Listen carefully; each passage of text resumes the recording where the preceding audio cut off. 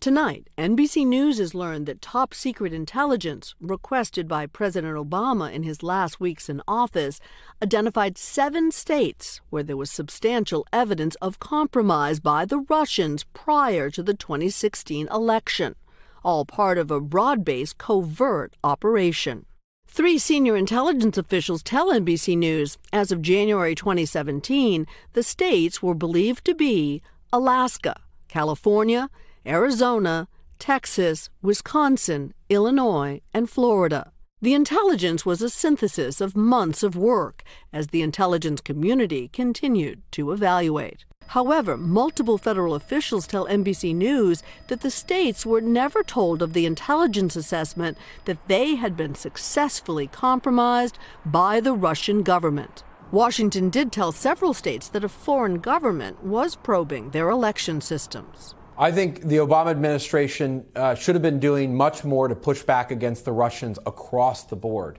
Juan Zarate was Deputy National Security Advisor for combating terrorism under President George W. Bush. The U.S. was very meek and mild in how we responded to Russian aggression. Dennis McDonough, President Obama's chief of staff, strongly disagrees, arguing the administration took many actions to thwart the Russians before and after the election, including briefing top congressional leaders about the highly classified intelligence. The administration took a series of steps to push back against the Russians, to include far-ranging sanctions, diplomatic steps to push people associated with the Russian effort out of this country, and also warning our friends and allies.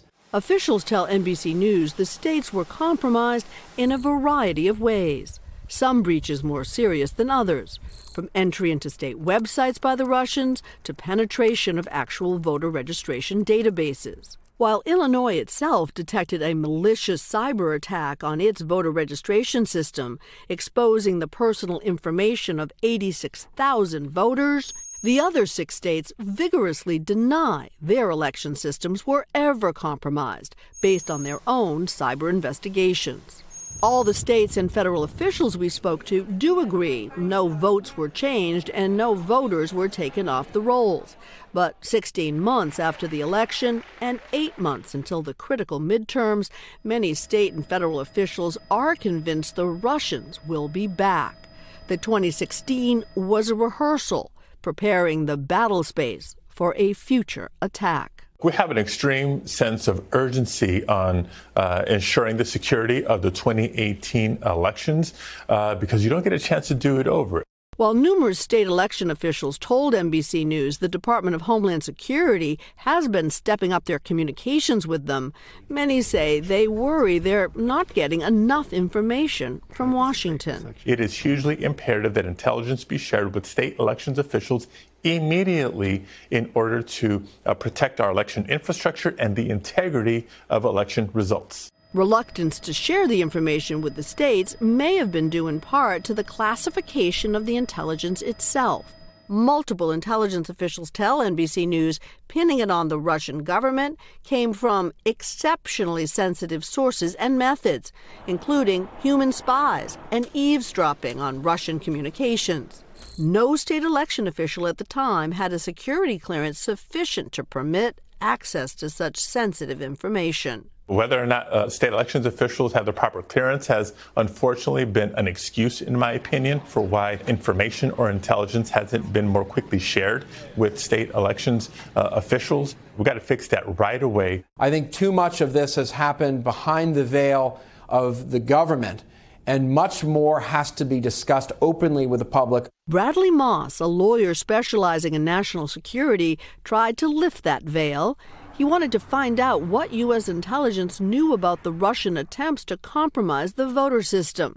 He sued and won, and just last week received 118 top-secret pages, almost completely blacked out. The spreadsheets show that there were documented breaches of election networks and that there was a widespread concern among several agencies in the intelligence community about the sanctity and the integrity of these election networks. As for the future, Juan Zarate suggests a lesson from the past. After 9/11, the walls between law enforcement and intelligence services had to be broken down in order to connect the dots. There has to be a whole of government and a whole of nation approach to dealing with what is an assault on American democracy. While the FBI and the Department of Homeland Security say they are taking steps to shore up cyber defenses, the director of the National Security Agency, Admiral Mike Rogers, was asked today whether the U.S. was doing enough to stop the Russians. We're taking steps, but we're probably not doing enough. Why the hell not? Ma'am, what's it going to take? I'm an operational commander, ma'am. You're asking me a question that's so much bigger than me. So where is the president on all of this? FBI Director Christopher Wray was asked earlier this month. Has the president directed you and your agency to take specific actions to confront and blunt Russian influence activities that are ongoing? We're taking a lot of specific efforts to blunt Russian efforts. Directed by the president? Not as specifically directed by the president. The White House today pushed back on any suggestion they're not doing enough, saying President Trump is, quote, looking at a number of different ways of making sure that Russia doesn't meddle in our elections. Meanwhile, the Department of Homeland Security tells us they work to declassify information rapidly and can grant one-day security clearances to state officials when necessary. The ominous takeaway, this might have been a rehearsal and they might be back.